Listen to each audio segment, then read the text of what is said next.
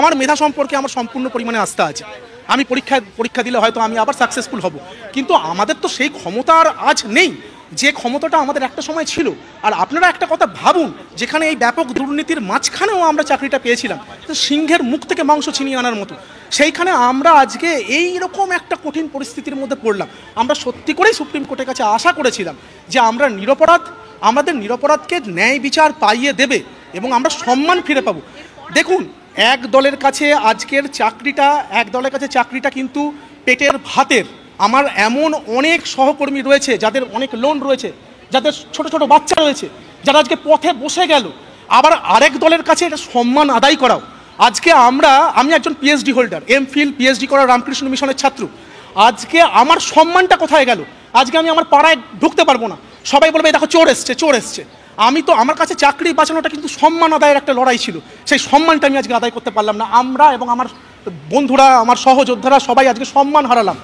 আমাদের একাডেমিক্সগুলো খুলে দেখুন, মাধ্যমিকে কত পেয়েছি, উচ্চ মাধ্যমিকে কত পেয়েছি, ডিগ্রিতে কলেজে কত পেয়েছি, ইউনিভার্সিটিতে কত পেয়েছি। আমাদের একাডেমিক্সগুলো দেখুন, যারা চুরি করলো, যারা নিজেদের পুয়ার একাডেমিক্স, বরাবর খারাপ স্টুডেন্ট ছিল, তারা বাবার টাকার বিনিময়ে চাকরি পেয়েছে।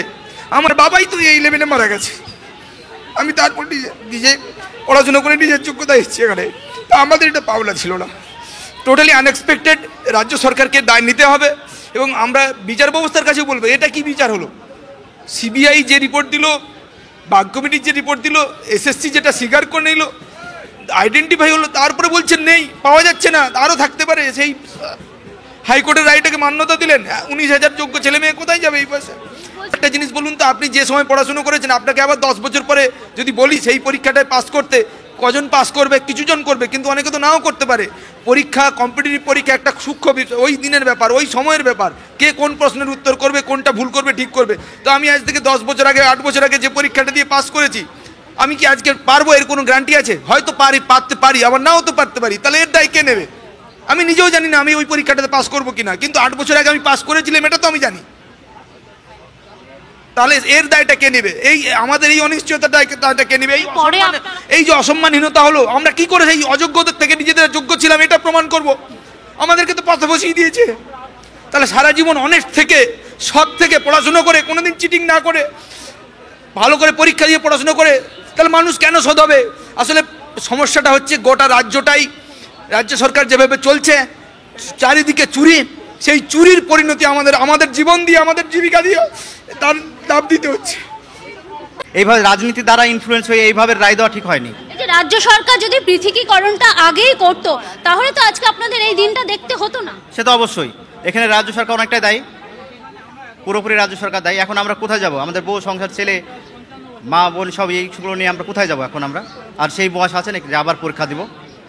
প্রথম থেকে কিন্তু আমরা দেখেছি যে আদালত বলেছে পৃথকীকরণ, সেটা কিন্তু তারা প্রথমে দেখতেই চেয়েছেন, কিন্তু সেটাও সম্ভব হয়নি। কি বলবেন এই দায়টা? জানি না, পুরো বিচার প্রক্রিয়ার সম্পর্কে আমাদের কিছু বলার নেই। গোটা বিচার প্রক্রিয়াটাই ভুল, সরকার, কমিশন সবই ভুল।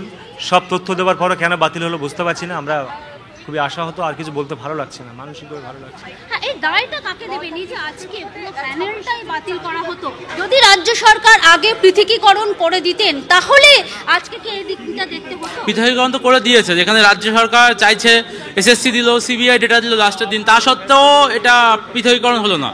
নিশ্চয়ই এখানে অন্য কোনো অভিসন্ধি কিছু ছিল কিনা সেটা বলতে পারছি না, তবে অবশ্যই এইভাবে তো হয় না। যারা নির্দোষ, দোষ না করে, ভারতীয় তো সংবিধানে আছে যে একজন যেন নিরপরাধ শাস্তি না পায়, সেখানে আমাদের তো কোনো দোষ নেই। দোষ দেখাক যে এই কারণে চাকরি বাতিল করেছি, সেটা তো কিছু বললো না। তাহলে আমরা দোষ না করেও আজ চাকরি হারা, তাহলে অবশ্যই কোনো অভিসন্ধি কিছু ছিল না, আছে কিনা জানি না সেটা।